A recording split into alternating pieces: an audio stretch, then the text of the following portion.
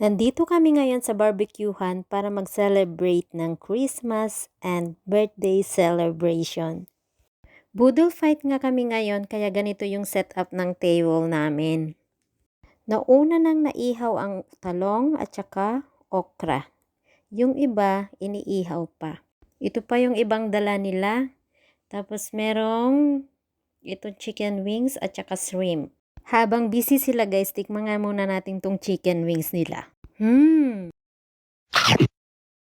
Grabe ang sisipag nila guys, samantalang ako pakain-kain lang. Ayan, abalang-abala sila sa pag-iihaw at saka paghahanda sa iihawing isda. Habang yung iba, ayan, pasayaw-sayaw lang.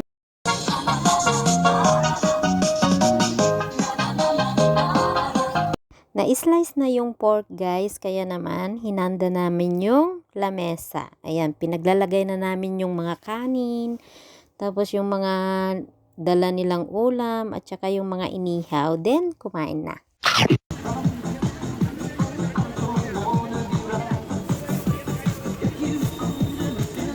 Hindi ba ako makakagay dito ba? Tanggalin mo pag-upload ba?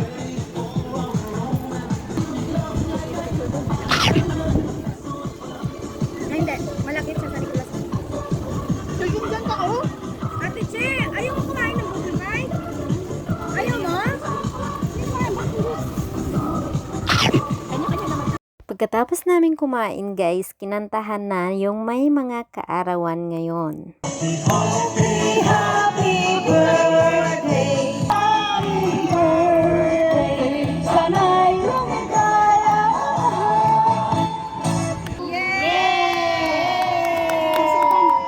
After ng kantahan guys, ayan, inabala ko na rin ang sarili ko para mailabas yung mga binalot kong regalo para sa kanila.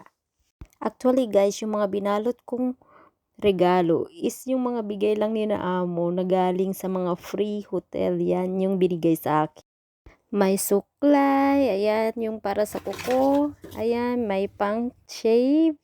So, ito na lahat yung mga ipapamigay ko guys. Ayan, kaysa naman nakatambak lang dito sa drawer ko, ipamigay na lang natin. Sorry naman guys, wala akong pangregalo. Pasensya na dito.